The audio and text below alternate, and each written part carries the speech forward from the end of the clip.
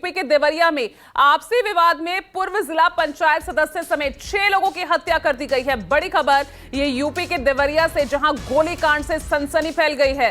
पूर्व जिला पंचायत सदस्य समेत 6 लोगों की हत्या कर दी गई है। ये मामूली एक जमीन विवाद था, काफी लंबे समय से चल रहा था और एक ही परिवार के तमाम ये जो मृतक हैं बताए जा रहे हैं। रुद्रपुर के फतेहपुर गांव का ये मामला है। जानकारी जो मिल रही है, आपको बता दें कि यहां पर फतेहपुर गांव में ये बताया जा रहा है कि पिछले कई सालों से दोनों ही परिवारों के बीच जमीनी विवाद चल रहा था।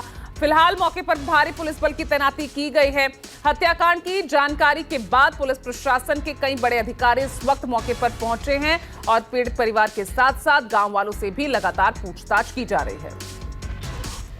और मेरे सहयोगी मानस श्रीवास्तव जुड़ रहे हैं ज्यादा जानकारी के साथ। मानस, क्या ये पूरा मामला नजर आ रहा है और अब तक कितनी गिरफ्तारियां हुई है इस मामले में?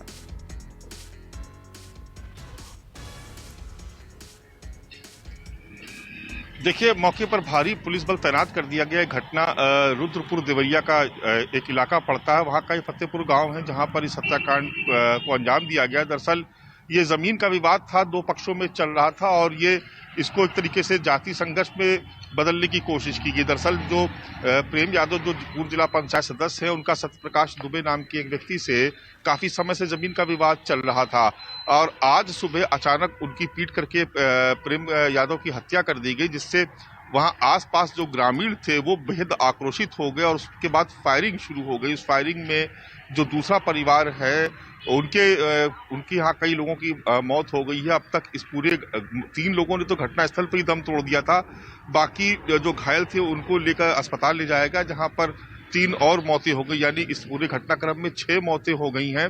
और चूंकि मामला बेहद संवेदनशील हो गया, इसलिए मौके पर एसडीएम, एडीएम और जो पुलिस अफसर थे, एसपी और जो दूसरे अधिकारी वो तो पहुंचे। इसके अलावा पीएसी को तैनात कर दिया गया है, यानी पूरा जो गांव है वो उसको छावनी में तब्दील कर दिया गया है। फिलहाल स्थिति को कंट्रोल में करने की पूरी कोशिश की जा रही है और जो ग्रामीण हैं उनमें भी काफी दहशत का माहौल है। बताया गया करीब 1 दर्जन लोगों को अब तक हिरासत में लिया गया है।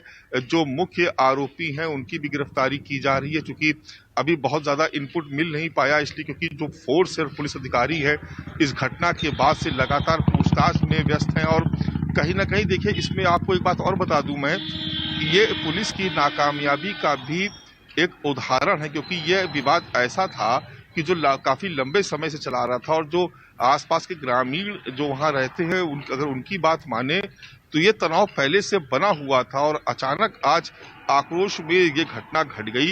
एक तरफ प्रेम यादव की हत्या की गई, उससे जो शायद उनके समर्थक थे, जो भीड़ थी, जो कि पूर्व जिला पंचायत सदस्य भी थे और दूसरे ग्रामीण थे, वो अचानक से उनमें आक्रोश फैल गया और वो वहां पर स्थिति बहुत तनावपूर्ण और तरीके से हिंसक माहौल हो गया।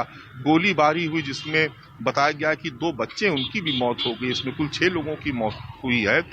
हालांकि इस पूरे घटनाक्रम में निश्चित तौर पर जांच पड़ताल होगी। लखनऊ से भी रिपोर्ट मांगी गई है कि घटना को कैसे घट गई और जो इसमें अगर पुलिस के किसी अधिकारी की लापरवाही अगर सामने आती है तो कहा जा रहा है उसके खिलाफ भी कार्रवाई होगी। लेकिन आप देख रहे हैं कि जिस तरीके से ये घटना अंजाम दी गई, तो इस घटना को रोका जा सकता था अगर ये समय रहते जमीन का विवाद सुलझ जाता। अधिकारियों के हस्तक्षेप से बहुत लंबा विवाद चला रहा था, कई बार वहां पर स्थिति तनावपूर्ण हो चुकी थी। तो ऐसे में कहीं ना कहीं इसको पुलिस और प्रशासन की लापरवाही मानेंगे, जबकि खुद मुख्यमंत्री योगी आदित्यनाथ ने कई बार कहा है कि गांव देहात में जो कानून व्यवस्था की समस्या पैदा होती है उसमें बहुत बड़ा भूमिका होती है राजस्व मामलों की। राजस्व के वो मामले जो खेत और मेड़ की लड़ाई गांव में होती है, उसकी वजह से कई बार हिंसा की स्थिति पैदा हो जाती है। तो इसको लेकर के बहुत स्पष्ट निर्देश है, बावजूद इसके इस तरह की घटना बिल्कुल कानून व्यवस्था को लेकर लगातार यहाँ पर काफी सख्त मुख्यमंत्री नजर आ रहे हैं, लेकिन उसके बावजूद इस तरह की अगर घटनाएं हो रही हैं तो कहीं ना कहीं प्रशासन, कानून व्यवस्था को लेकर, सिक्योरिटी को लेकर तो सवाल उठेंगे। बहुत बहुत शुक्रिया आपका मानस इस तमाम जानकारी के लिए।